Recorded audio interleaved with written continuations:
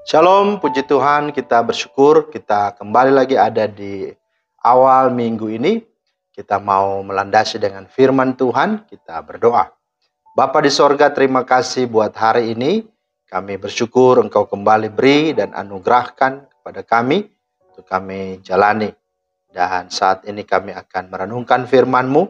Sebelum kami membaringkan diri, istirahat dan tidur, biarlah kasih karunia Tuhan lagi menolong kami untuk merenungkan firman-Mu. Dalam nama Tuhan Yesus. Amin.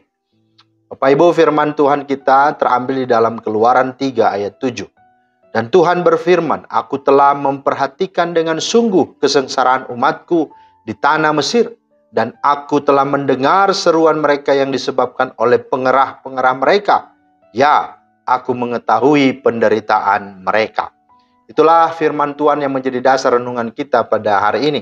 Tema kita adalah hadirlah. Menurut Gabriel Marcel, filsuf dari Prancis, bahwa salah satu kunci penting dalam relasi antar manusia adalah kehadiran. Hadir tidak sama dengan berada. Misalnya berada di satu tempat yang sama pada waktu yang sama. Hadir lebih dari sekedar berada. Jadi walau kita ada bersama-sama dengan orang lain, misalnya di pasar, di sekolah, di jalan, belum tentu di situ semua orang telah hadir. Bisa jadi mereka hanya berada. Contoh, ada pencurian di dalam bus. Ada sekitar 20 orang berada di atas bus, termasuk saya. Tetapi waktu pencurian salah satu penumpang, saya tidak tahu. Padahal saya ada dalam bus. Mengapa? Karena waktu peristiwa pencurian itu terjadi, rupanya saya sedang tertidur di bus.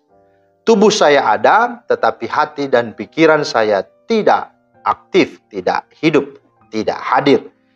Nah, demikian juga banyak orang masuk gereja dan mendengar firman. Tapi sementara mendengar firman Tuhan, mereka tertidur. Atau mereka ngobrol, bahkan pikirannya tidak tahu kemana. Mereka ngelantur dan mereka tidak fokus. Ini hanya berada, tetapi tidak hadir. Bahkan lebih jauh lagi, banyak keluarga sudah bertahun-tahun berkeluarga, tetapi belum juga dapat merasakan pentingnya kehadiran satu dengan lainnya. Mereka tidak merasakan pentingnya kehadiran suaminya, kehadiran istrinya, kehadiran anak-anaknya. Malah ironisnya, mengetahui isi hati pun tidak. Jadi rumah, bahkan rumah tangga, hanya dijadikan sebagai tempat transit atau rumah singgah saja. Ya. Ini hal yang sungguh menyedihkan, hal yang sungguh miris terjadi. Nah, contoh lain juga dalam kehidupan kita sebagai gereja, persekutuan orang percaya di tengah masyarakat.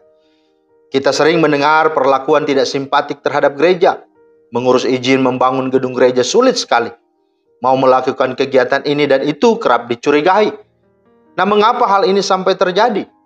Ya, bisa jadi itu karena picik dan kerdilnya sekelompok orang, bahkan lembaga-lembaga tertentu yang tidak senang dengan kita. Tetapi jangan dulu secepat itu memberi kesimpulan. Jangan-jangan karena kita sendiri, yaitu kita tidak hadir. Ketika kehadiran kita tidak sungguh-sungguh terasa sebagai gereja, kita tidak pernah dirasakan oleh masyarakat sekitar kita. Tidak dirasakan pengaruhnya, dampaknya dari kasih Kristus kepada mereka. Mari saudara, inilah yang harus kita renungkan. Apakah benar bahwa mereka memusuhi kita karena mereka punya hati yang memang sudah jahat terhadap kita? Atau apakah karena memang kita tidak hadir dan kehadiran gereja tidak dirasakan dan dia alami dan nikmati oleh masyarakat luas? Karena itu menurut Gabriel Marcel tadi berkata, kehadiran adalah saat aku berjumpa dengan kamu dan menjadi kita. Jadi tidak hanya sampai pada tahap berjumpa, tetapi juga harus sampai kepada tahap atau pada proses menjadi. Dalam bahasa Betawi bukan lagi lulu gua-gua, tetapi sudah kite-kite. Dan supaya aku dan kamu menjadi kita, maka perlu sekali aku keluar dari sikap mementingkan diriku sendiri dan peduli terhadap kepentingan orang lain, kepentingan orang banyak. kepentingan kamu juga. Untuk itu, modalitas dasar yang sungguh dibutuhkan di dalam membangun hubungan, menjalin hubungan, sehingga terjadilah kata kita itu, kita membutuhkan yang namanya kasih. Kasih membuat seseorang tidak mementingkan diri sendiri. Kasih membuat seseorang peduli terhadap kepentingan orang lain. Kasih juga membuat seseorang mau menjadi dan mampu membuka diri untuk menerima dan diterima orang lain. Inilah teladan yang dilakukan oleh Allah yang sungguh dialami oleh Kristus. Yohanes 3:16 berkata, karena begitu besar kasih Allah akan dunia ini, sehingga ia mengaruniakan anaknya yang tunggal, supaya setiap orang yang percaya kepadanya tidak binasa, tidak hidup sendiri, tidak terpisah, tidak tersesat, tidak terbuang, tidak terasingkan, dan bahkan tidak mati dalam kekekalan, melainkan beroleh hidup yang kekal. Karena itulah kasih. Dia dari sorga datang ke dalam dunia, menjadi sama dengan manusia. Dan itulah yang dia lakukan. Dan sebagaimana Allah di dalam firman Tuhan tadi, di sana dikatakan dalam Keluaran 3 ayat 7, aku telah memperhatikan dengan sungguh kesengsaraan umatku di tanah Mesir, dan aku telah mendengar suruhan mereka disebabkan oleh pengarah-pengarah mereka. Ya, aku mengetahui penderitaan mereka. Itulah Allah yang kita sembah. Allah yang hidup dan Allah yang hadir. Allah yang bukan hanya hadir, tapi Allah yang imanen. Sehingga dia kita sebut sebagai Immanuel. Dia omnipresent, maha hadir. Dia omnipoten, maha kuasa. Tapi dia juga omniscience, maha mengetahui. Karena itu bangga dan bersyukurlah.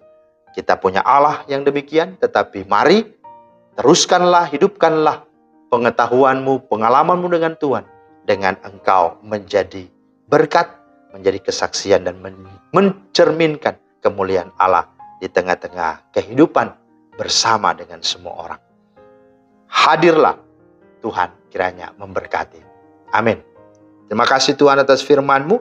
Kami bersyukur kami boleh diingatkan, bahkan ditegur, agar supaya keberadaan kami tidak hanya sekedar ada, tapi kami sungguh-sungguh hadir, memberi telinga, mata, dan seluruh perhatian kami kepada begitu banyak kesusahan, kesulitan, penderitaan, bahkan kebutuhan orang. Untuk kami boleh sebagaimana Engkau datang untuk memulihkan, untuk menyelamatkan, dan membawa mereka kepada kekekalan. Tolong dan bantu kami ya Tuhan. Dalam nama Tuhan Yesus kami berdoa. Amin. Demikianlah firman Tuhan hari ini. Kiranya menjadi berkat. Selamat beristirahat malam ini. Tuhan Yesus memberkati. Shalom.